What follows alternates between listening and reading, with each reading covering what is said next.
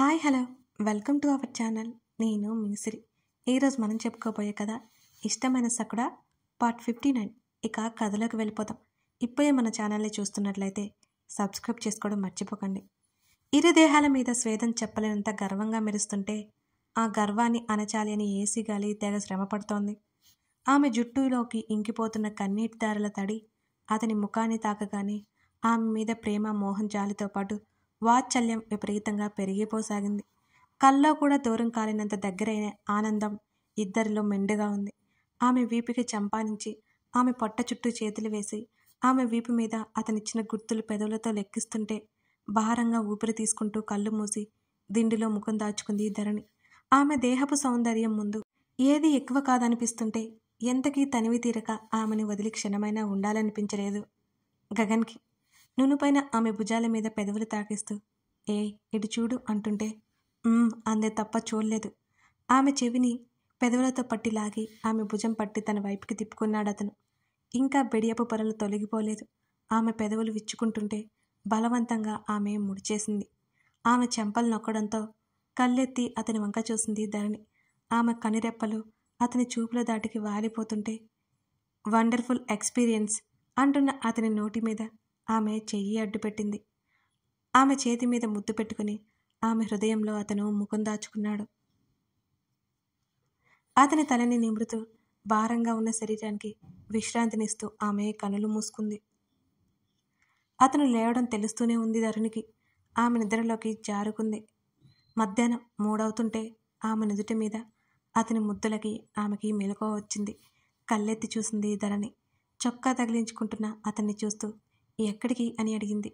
చెప్పాలా నీకు అంటుంటే లేచి కూర్చొని మెడ వరకు దుప్పట్లాక్కుని ఇప్పుడు నువ్వు నా హస్బెండ్, నువ్వు చెప్పాలి కదా, అడిగే హక్కు నాకుంది అంది నునుసిగ్గుతో ధరణి. చా దగ్గరికి వస్తూ మళ్ళీ బటన్స్ తీస్తున్నా అతన్ని బెరుగ్గా చూసింది. ఓయ్ ఏంటిది అంటుంటే చొక్కా తీసి ఆమె మీదకు ఒరిగాడు. నలిగిన ఆమె జల్లో నుంచి జారిన పువ్వులని ఒకసారి చూసి ఆమె పెదవులు అందుకున్నాడు. ఆపలేదు తను. అతని ముద్దుకు సహకరించింది. కొంచెం ఇష్టంగా, కొంచెం కష్టంగా. నెమ్మదిగా దూరం జరగగానే ఇంటికి వెళ్దాం, అమ్మ సంతోషపడుతుంది అని ఆమె అంటుంటే కుదరదు నేను వెళ్ళాలి అనగానే ఆమె ముఖం వాడిపోయింది. ఉండొచ్చుగా, ఏంటో ఏడుపు వస్తోంది. వీడాలి అనిపించట్లేదు అతన్ని ధరణికి. ఏడిస్తే చంపేస్తా అంటూ ఆమె బుగ్గలు ఒత్తి పట్టుకున్నాడు. నువ్వు వస్తే బాగుంటుంది అని అంది ధరణి. లేదు, సడన్గా వచ్చాను, చాలా పనుంది అంటున్న అతన్ని హత్తుకొని అతని వీపు మీద ఆమె చేతులు చేర్చింది. ఇద్దరిలో ప్రేమావేశాలు మెండు అయ్యాయి. మరోసారి ప్రణయం జరిగిపోయింది ఇద్దరి మధ్య. చెమటతో తడిచిన శరీరాలు ఒకరినొకరు అల్లుకుపోయి సేదతీరుతున్న వేళ. అప్పటికే ఆమె కళ్ళు తడిదేరగా సున్నితంగా తుడిచి ఆమెను ముద్దు పెట్టుకున్నాడు. ఏ నమ్మకంతో దగ్గరయ్యావు అని అతను అడిగాడు. రీజన్ చెప్తే ఖచ్చితంగా చెంప పగలగొడతాడని ధరణి మాట్లాడలేదు. ఏమో అంటూ అతని గుండెల్లో ముఖం దాచుకుంది ధరణి. ఫ్లాట్గా ఉన్న ఆమె పొట్ట తడుముతూ ఎప్పుడు వస్తున్నావు అని అన్నాడు గగన్. అమ్మ ఒప్పుకోవట్లేదు అంది ధరణి. ఒప్పించు అంటూ కౌగిలి బిగించాడు అతను. ఓయ్ కళ్ళు మూసుకున్న అతన్ని పిలిచింది ధరణి. వాట్? చూడు. కళ్ళు తెరిచాడు గగన్. నేనిప్పుడు ప్రెగ్నెంట్ అవుతానా అని అడుగుతున్నా ఆమె మాటలకి అతను ముఖం చిట్లించి చూశాడు. ఈడియట్ అని కసిరాడు. కాలింగ్ బెల్ మోగుతుంటే అతని మెడ చెట్టు ఉన్న చేతులు వేసి ఎక్కడికి అని అడిగింది. చెవులు దుబ్బాయా? ఏమైంది? మరోసారి కాలింగ్ బెల్ మోగుతుంటే వెర్రిన ఒకటి నవ్వి అతన్ని వదిలింది. అతను డ్రెస్ వేసుకుని వెళ్ళి పోతుంటే భారంగా వెనక్కి వాలింది ధరణి. అతను లంచ్ తీసుకొచ్చాడు. టైం చూసి ధరణి ఉలిక్కిపడింది. 9 గంటలకు వస్తే 4 అవుతోంది. అప్పుడు గుర్తొచ్చింది ఆమెకి ఆకలి. లే లంచ్ చేద్దాం అంటూ బాక్స్, స్పూన్ పట్టుకుని ఆమె దగ్గరకు వచ్చాడు. అతని వైపు గుర్రుగా చూసింది. కళ్ళెగరేశాడు ఏంటి అన్నట్టుగా. నాకు వద్దు, తన ఇబ్బంది చెప్పలేక అంటుంటే ఆమెను లేపి స్పూన్తో అతనే పెట్టాడు. ఆమె కళ్ళు పెద్దవి చేసి చూసింది అతని చర్యలకి. ఏంటి? తినకుండా చూస్తున్న ఆమెని కళ్ళు చిన్నవి చేసి చూడగానే ఏం లేదన్నట్టు బుర్ర ఊపి బుద్ధిగా తినసాగింది ధరణి. హర్ష ఫోన్ కాల్ విజయ్ నుంచి అని అరిచింది వేద. స్నానం చేస్తూ ఏంటో మాట్లాడు అని చెప్పగానే సరే అని కాల్ లిఫ్ట్ చేసింది. వేద మాట్లాడబోయేసరికి, రే బావా, నిన్ను చంపాలని చూశాడే నరేన్, వాడిప్పుడు ఆస్ట్రేలియా వెళ్తున్నాడట అని అన్నాడు విజయ్. వేదకి అర్థం కాలేదు. అంతలోనే విజయ్ మాటలు మళ్ళీ గుర్తు చేసుకోగానే ఆమె అదిరిపడింది. హర్ష, వినిపిస్తుందా నీకు? ఆ నరేన్ గాడిప్పుడు ఇండియాలోనే లేడు అని మరోసారి చెప్పి హర్ష నుంచి ఎటువంటి సమాధానం రాకపోవడంతో, ఏం వినిపించడం లేదురా బాబు, ఏదైనా మాట్లాడు అని విజయ్ గట్టిగా అడిచాడు. నరేన్ ఎవరు విజయ్? వేద మాటలకి విజయ్ గుండె గొంతులోకి చేరింది. వేద అన్నాడు వణుకుతూ. చెప్పు, నరేన్ ఎవరు? హర్షని ఎందుకు చంపాలని చూశాడు? ఆమె స్వరం వణుకుతోంది. అదేం లేదు వేద, నేను జోక్ చేస్తున్నాను అని అన్నాడు విజయ్. అబద్ధాలు ఆడావంటే చంపేస్తాను విజయ్. వేద అరుస్తుండగానే హర్ష బయటకొచ్చాడు. కాల్ స్పీకర్లో పెట్టడంతో స్పష్టంగా వినబడుతోంది హర్షకు కూడా. నేను జోక్ చేశాను, తర్వాత చేస్తాను, హర్షకు చెప్పు అని అన్నాడు విజయ్. నా కళ్ళకు కనిపించావంటే నేను ఖచ్చితంగా నిన్ను చంపేస్తాను విజయ్. ఎవరో చెప్తావా లేదా? వేద గట్టిగా మాట్లాడుతుంటేనే విజయ్ కాల్ కట్ చేశాడు. హర్షని ఎవరో చంపాలని చూశారు అనే ఆలోచన దగ్గర ఆమె ఆగిపోయింది.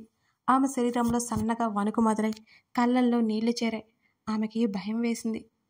వేద ఆమెకు తను దాచిన నిజం అర్థమవగానే ఆమె దగ్గరికి వచ్చాడు హర్ష. చంపాలని చూశారా నిన్ను? వేద అరుపుకి, అది కాదు వేదు. ముందుకెళ్ళి అతను సర్ది చెప్పబోతుంటే, అసలు ఏమవుతుంది హర్ష? ఆమె కళ్ళలో నీళ్ళు, ఆమె ముఖంలో అసహనం చప్పున బయటికి పొంగాయి. ఆమె దగ్గరికి చేరి, ఏం లేదు, అదంతా పాలిటిక్స్, నాకేం కాలేదు అని హర్ష అంటుంటే, ఇంకా ఆ రోజు గుర్తుంది తనకి. అతను గాయాలతో హాస్పిటల్ దగ్గరికి రావడం ఇంకా గుర్తుంది ఆమెకి. మాట్లాడుకో నువ్వు, అసలేమవుతుంది? ప్రాణాలు తీసే రాక్షసుల గొడవలో నువ్వెందుకు ఇన్వాల్వ్ అవుతున్నావు అని అడిగింది వేద. ఆమెను దగ్గరికి తీసుకుని చప్పున గుండెల్లో ముఖం దాచుకున్నాడు. ఏం కాలేదు నాకు. నా కెరియర్ లేకుండా చేయాలని ఒకడు ప్రయత్నించాడు. వాణ్ణి ఎదుర్కోకుండా చేతులు కట్టుకుని కూర్చోమంటావా అని అడిగాడు ఆవేదనగా. అది కాదు హర్ష, అసలు చంపాలని చూడడం ఏంటి? నీకేమైనా అయితే అసలు నేను బ్రతకగలనా? ఆమె బేలగా చూసింది అతని వైపు. ఆమె కన్నీళ్ళు తుడిచి, నాకేం అవ్వదు, వాడు ఏం చేయాలో ఆల్రెడీ చేసేశాడు, నేను చేసేసాను. నా బ్యాక్గ్రౌండ్ ఏంటో తెలియక వాడు నాటకాలు వేస్తున్నాడు. మా డాడీ హ్యాండ్ లేకుండానే నేను నా కెరియర్లో సెటిల్ అవ్వాలని చూస్తుంటే ఎవడో వచ్చి అడ్డుకర్రేస్తే ఊరుకుంటానా? చంపి పారేను అని. అయినా నా గురించి నీకు తెలీదా? కూల్గా ఉన్నంతసేపు నేను కూల్గా ఉంటాను. జాలి దయ లాంటివి నాకు తెలియదు. ఏదైనా చేశారంటే తిరిగి వాడికి అలాగే జరిగేట్టు చేయడమే. ఇప్పుడు సమస్య లేదు, నువ్వు నా గురించి కంగారు పడకు అని చెప్తూనే, ఎంతవరకు వచ్చింది నీ ప్రాక్టీస్ అని అడిగాడు హర్ష. అవుతోంది. ఇలా డల్గా ఉంటే ఏం బాలేదు అని హర్ష అన్నాడు. నిన్ను డ్రాప్ చేసి నేను వెళ్ళాలి, పద టిఫిన్ చేద్దాం అన్నాడు హర్ష. వెంటనే గగన్కి చెప్పాలి అని హాస్పిటల్కి వెళ్ళిన వెంటనే కాల్ చేయాలని అనుకుంది వేద. గగన్ ఫోన్ సైలెంట్తో ఉండడంతో అతను చూడలేదు. కమల్ గగన్ కోసం బయలుదేరాడు. ఇంటికి వెళ్ళి అక్కడ లేకపోతే ఆఫీస్కి వెళ్ళాలని డిసైడ్ అయ్యాడు. వాళ్ళ గురించి శివకుమార్ చిన్నప్పటి నుంచి నెగిటివ్గా చెప్పినా వాళ్ళ బిహేవియర్ చూస్తున్న కమల్కి అవెప్పుడూ నమ్మకం కలగలేదు. గగన్ అన్నా, ఆ ఇంట్లో వాళ్ళన్నా వాళ్ళతో చాలా ఆప్యాయంగా ఉంటాడు. ముఖ్యంగా మాలవికతో బాగా మాట్లాడుతుంటాడు కమల్. మొదట్లో శివకుమార్ కొడుకని కమల్తో సరిగ్గా మాట్లాడకపోయినా అతనేంటో తెలిసిన కొద్దీ మాలవిక కమల్ మీద అభిప్రాయం మార్చుకుంది. బావా, దీక్ష బయటికి వచ్చింది. తల తిప్పి చూశాడు కమల్. అతను ఎక్కడికో వెళ్తున్నాడని గమనించింది దీక్ష. నన్ను కొంచెం డ్రాప్ చేస్తావా బావా అని అడిగింది దీక్ష కమల్ని. ఎక్కడికి అని అడిగాడు. పార్లర్ దగ్గరికి అన్నది. ఓకే అని రజనీతో చెప్పడానికి ఆమె గది వైపుకు నడిచాడు కమల్. గబగబా హ్యాండ్ బ్యాగ్ తీసుకుని బయటకు వచ్చింది దీక్ష. తల్లి చూస్తే గొడవ చేస్తుందని ముందే గేటు దగ్గరికి వచ్చేసింది ఆమె. కమల్ బయటకు వచ్చి కార్ స్టార్ట్ చేశాడు. దీక్ష కనిపించగానే ఆమె ముందు ఆపాడు. దీక్ష వైపు చూసిన అతను క్షణకాలం షాక్ అయ్యాడు. నాకొద్దు, తన ఇబ్బంది చెప్పలేక ధరణి అంటుంటే ఆమెను లేపి స్పూన్తో అతనే పెట్టాడు. ఆమె కళ్ళు పెద్దవి చేసింది అతని చర్యలకి. ఏంటి తినకుండా చూస్తున్నావు? ఆమెని కళ్ళు చిన్నవి చేసి చూడగానే ఏం లేదన్నట్టు బుద్ధిగా తల ఊపి తింది. ఏంటా చూపు? అతను తింటూ అడిగాడు. బుర్ర అడ్డంగా ఊపింది ఏమీ లేదన్నట్టుగా. ఆమెనే గమనిస్తూ తినిపించసాగాడు అతను. అతని దాటికి ఆమె పెదవులు కందిపోయి ఉన్నాయి. జుట్టంతా రేగిపోయింది. ఆమె చెక్కిళ్ళ మీద తన గుర్తులు కనిపించినట్లున్నాయి. అక్కడికి వచ్చేటప్పుడు ఎలా ఉంది, ఇప్పుడు ఎలా ఉంది? అతని పెదవులు ఇంకాస్త సాగాయి. ఆ నవ్వు చిటికలో మాయమైపోయింది. ఇక చాలు, ధరణి చెయ్యి అడ్డుపెట్టింది. అతను బాక్స్ తీసుకుని ముందుకు వంగి ఆమె మెడ మీద ముద్దు పెట్టుకుని పైకి లేచాడు. వెళ్తున్న అతన్నే చూస్తూ ఒక పక్కన కింద పడి ఉన్న అతని తొక్క తీసుకుని వాష్రూంలోకి వెళ్ళిపోయింది ధరణి. శరీరం అంతా చెప్పలేనంత భారంగా ఉంది. బెడ్ రెస్ట్కి ఆనుకుని కూర్చున్న గగన్ని చూసి సిగ్గుతో బయటికి రాలేకపోయింది ధరణి. బాత్రూం నుంచి తొంగి తొంగి చూస్తున్న ఆమెని గమనించి ఏమిటన్నట్టు అతను కళ్ళెగరేశాడు. ఆమె కళ్ళు దించుకుని నెమ్మదిగా బయటకొచ్చింది. అతని గ్రే కలర్ షర్ట్ ఆమె మోకాళ్ళ వరకు వచ్చింది. చొక్కాని ఇంకా కిందకి లాక్కుంటూ బెడ్ మీద చేరి బ్లాంకెట్ ముసుగు వేసుకుంది ధరణి. ఆమె కనులు నేలను వాలిపోతున్నాయి. ఆ బ్లాంకెట్ విసిరి అవతల పడేసి ఆమెని మీదకు లాక్కున్నాడు. వాలు కనులెత్తి అతని వైపు చూసింది. ఆ ఓర చూపులకి దాసోహం అవ్వకుండా ఉండగలడా అతను? ఆమె గడ్డం పైకెత్తి ఆమె కళ్ళల్లోకి చూస్తుంటే గబుక్కున అతడి మెడవంపులో ఆమె ముఖం దాచుకుంది. నెమ్మదిగా ఆమె వీపు తడుముతూ ఆమె తల మీద అతను ఇష్టంగా ముద్దు పెట్టుకున్నాడు. నెక్స్ట్ ఏంటి అని అడిగాడు. ఏమో, మరింత గాఢంగా అతన్ని కౌగిలించుకుంటూ చెప్పింది. హైదరాబాద్ వస్తున్నావా? ఆ ప్రశ్నకి తల ఎత్తి అతని వైపు చూసింది. అతనికి తీసుకెళ్లే ఉద్దేశం లేదు. ఉంటే తనను అడుగుతాడా అసలు? వద్దన్నా ఎత్తుకుపోడు. ఆ పెద్ద పెద్ద కళ్ళు తన్నే చూస్తుంటే ఆ చూపుల్లో భావం ఏమిటో బోధపడగా ఏంటన్నట్టు కళ్ళెగరేశాడు. అత్తవాళ్ళు వస్తున్నారట నెక్స్ట్ వీక్ ఆమె అంటుండగానే అతని చేతిలో ఆమె నడుము మడతల్ని సవరిస్తుంటే భారంగా ఊపిరి తీసుకుంటూ అరమోడ్పు కనులతో అతన్ని చూసింది. అతను తాకిన ప్రతిసారి శరీరంలో ప్రతి అణువు ఎగసి ఎగసి పడుతోంది. ఈరోజు తను అతనిది. అతను పూర్తిగా తనవాడు. చప్పున కళ్ళల్లో నీళ్లు తిరుగుతుంటే బలవంతంగా ఆమె చూపు తిప్పుకుంది, ఆపుకుంది. నువ్వు రా, ఇంటికి వెళ్దాం అతని ఛాతీ మీద చంపానేస్తూ చెప్పింది. లేదు, నైట్ ఫ్లైట్కి వెళ్ళిపోవాలి అన్నాడు. ధరణికి ఉక్రోషం పొంగుకొచ్చింది. నీకెలా వదిలి వెళ్ళాలనిపిస్తుంది? ఆమె ఏడుపు గొంతుతో అడిగింది. ఆమె బుగ్గలు సున్నితంగా వత్తిపట్టి చేప మూతిలా వచ్చిన ఆమె పెదవులను సున్నితంగా అందుకున్నాడు. ధరణి గింజుకుంటుంటే ఆమె చేతులు పట్టుకున్నాడు. కాసేపటికి అతనే వదిలేశాడు. తినేసై అంది ధరణి. అది నువ్వు చెప్పాలా? నాకు తెలుసు అంటుంటే ముఖం మార్చుకుని లేవబోతుంటే అతను ఆమెను వెళ్ళనివ్వలేదు. ఈ షర్ట్లో సూపర్ హాట్గా ఉన్నావు అని చెప్తున్న అతని మాటలకు కళ్ళు నోరు వదిలేసి చూస్తూ అతని నోటికి చెయ్యడ్డు పెట్టింది ధరణి. అతని కళ్ళు అల్లరిగా నవ్వుతున్నాయి. ఆమెను ఆట పట్టించడం అతనికి ఎంత సరదానో.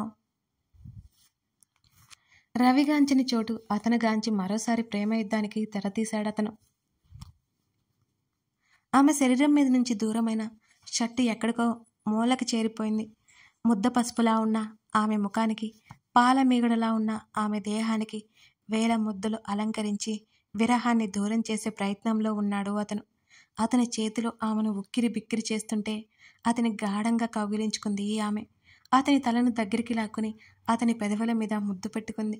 అతని పెదవి చివరన నవ్వు మెరిసి కొత్త ఉత్సాహం చేరింది ఆమె చర్యకి. అతని తనువుల తపనలు అంత త్వరగా తీరిపోలేదు. మళ్ళీ ఎప్పటికి కలుస్తామో అన్నట్టు ఇద్దరు ఒకరిలో ఒకరు కరిగిపోసాగారు. అతనిస్తున్న తీయని వేదనను ఇష్టంగా భరిస్తోందామె. మళ్ళీ ఎన్నాళ్ళకు కలుసుకుంటారో కూడా తెలియదు. ఇప్పుడు వెళితే ఎప్పుడు వస్తాడు? అతన్ని వెళ్ళనివ్వలేనంత గాఢంగా కౌగిలించుకుంది ఆమె. వెళ్ళొద్దు బావా. ఆమె కళ్ళు చెమ్మగిల్లాయి. ఆమె చెంప మీద జారుతున్న కన్నీళ్లు అతని చెంపతో నెమ్మదిగా అతను తుడిచాడు. ఆమెని మీదకి లాక్కుని ఆమె భుజం మీద ఉన్న తన పేరుని ఒకసారి చూసుకుంటూ వెళ్ళను అని చెప్పలేకపోయాడు. కానీ తప్పదు కదా, వెళ్ళాలి. కథ కొనసాగుతోంది. ఇంకా బోలెడు కథ ఉందండోయ్. మీకు కథ నచ్చుతుంది కదా, లైక్ చేయడం మర్చిపోకండి. అసలు అలా చూసేసి వెళ్ళకపోతే లైక్ చేయడం ఒక 1 సెకండ్ పడుతుందేమోనండి. అలా లైక్ చేసి ఓ చిట్టి కామెంటో రాసేస్తే నేను చాలా తృప్తిగా ఫీల్ అవుతాను కదండి. అవే కదా నాకు ఎనర్జీని ఇస్తాయి. చాలామంది చూస్తున్నారు కదా ఈ స్టోరీని. మీరు ఇంట్రెస్టింగ్గా ఉండి మరింత ఇంట్రెస్టింగ్గా లైక్స్ కామెంట్స్ ఇస్తుంటే నేను మరింత ఇంట్రెస్టింగ్గా పెట్టగలను.